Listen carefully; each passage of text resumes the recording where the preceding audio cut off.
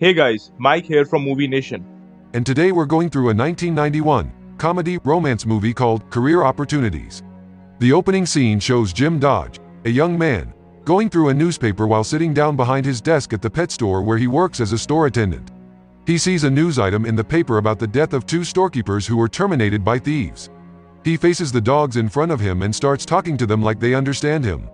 While he is distracted in his so-called discussion with the dogs, his boss comes in without him noticing.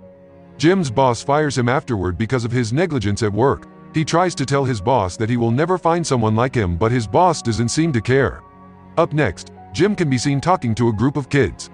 He tells them about how he is a very rich person who has established himself in the animal healthcare business.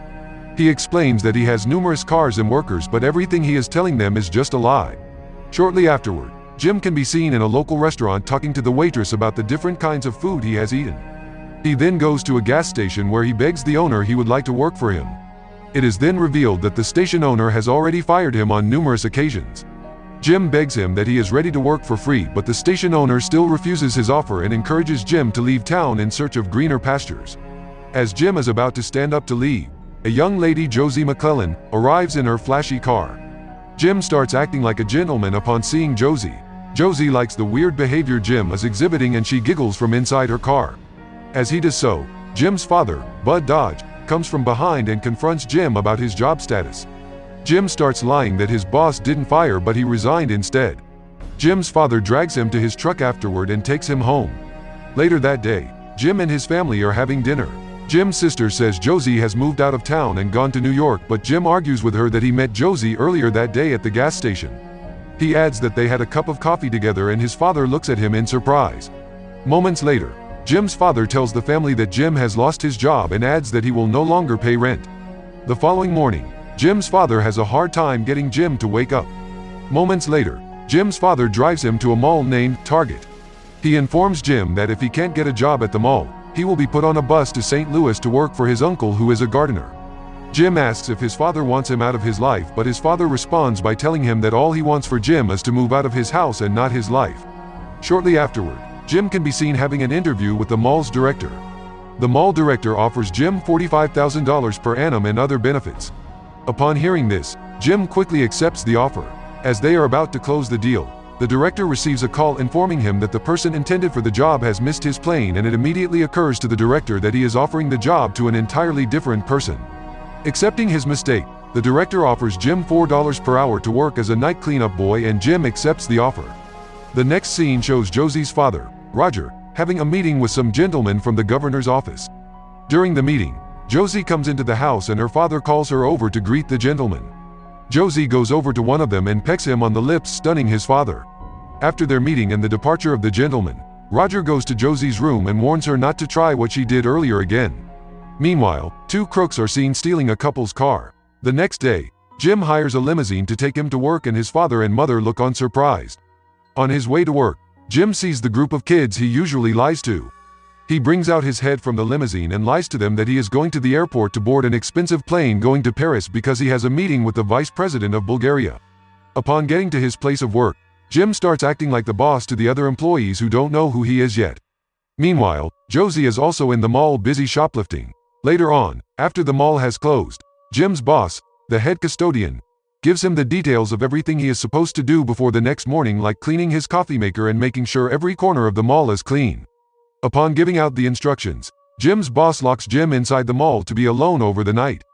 Jim protests that nobody told him he will be alone overnight, but his boss doesn't care and drives away instead. Before leaving, Jim's boss also sets the light to go off, leaving only the aisle lights on because he is trying to save money. Soon afterward, Jim gets down to cleaning and he has some difficulties in operating some of the equipment. Moments later, Jim takes a break from cleaning and starts eating some of the snacks in the store.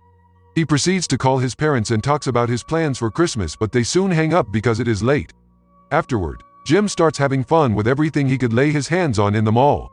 As he glides around the mall on a pair of skating shoes, he suddenly runs into Josie and this causes him to fall into some of the goods. Meanwhile, Roger has gone to the police station to report his missing daughter and he teams up with the police to search for Josie. Back in the store, Josie tells Jim that she fell asleep in the ladies' room earlier on. Josie reveals that she was contemplating whether to get arrested for shoplifting or not, but she later changed her mind out of fear. She then informs Jim that her father is a not very pleasant man and he causes her pain. Moments later, Jim makes use of the microwave in the mall to prepare a meal for him and Josie. He then tells Josie that his father is a cement contractor and he is the one that poured the cement for Josie's family house pool. As Jim keeps on talking, Josie asks him if he usually talks excessively like he is doing, and Jim says not really. Josie then points out that Jim should go into sales because that would be good for him, but Jim says he has done so and didn't work out.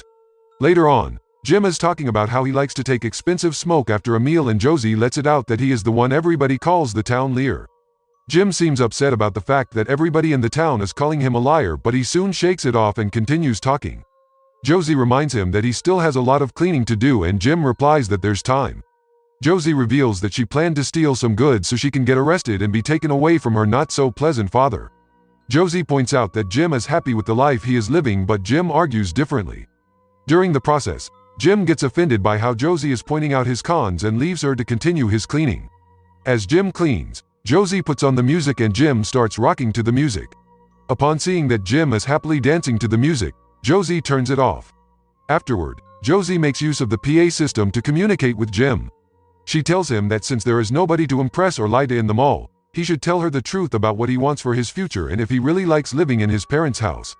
Jim responds that he is not lying, and just then, Josie comes to meet him. The two then start having a discussion. Jim agrees that he is a liar and the duo starts pointing out the cons in their life. Jim says Josie is very wealthy but she wants to steal just to get freedom from her father, while Josie says Jim is wasting the freedom he has. Jim asks Josie why she couldn't just sit his father down and talk to him or probably leave him. Josie then says that it's the same reason Jim doesn't want to leave his parents' house. Josie states it is the fear of being alone. Josie tells Jim that they should leave town together and move to Los Angeles. Jim refuses at first, but when he hears everything Josie's father does to her, he agrees. Josie then reveals that she has $52,000 in her purse which they can use to get away and start a new life. They decide to go away the following morning. Moments later, Jim asks Josie to dance with her and she obliges. As they dance, the duo kisses briefly. Soon afterward, Officer Don and Josie's father arrive at the mall. Officer Don asks Jim if he has seen Josie, but he says no. Meanwhile, the two crooks from earlier have arrived around the mall and are planning to rob the store. Moments later, while Josie and Jim are having fun, they are confronted by the two crooks who aims at them, but they accidentally knock the crooks out. Upon seeing that the thieves are unconscious, Josie and Jim quickly run to hide. Shortly afterward, the thieves start looking for Josie and Jim and soon find them. The thieves tell Josie and Jim to lay down. The thieves start interrogating Josie and Jim about who they are. Shortly afterward, Jim tricks the thieves into surrendering. After that, the thieves inform Jim that the guns aren't loaded. Jim then proposes a truce and gives the thieves their guns, but as he does so, the thieves reveal to Jim that they lied to him and in fact, these are loaded.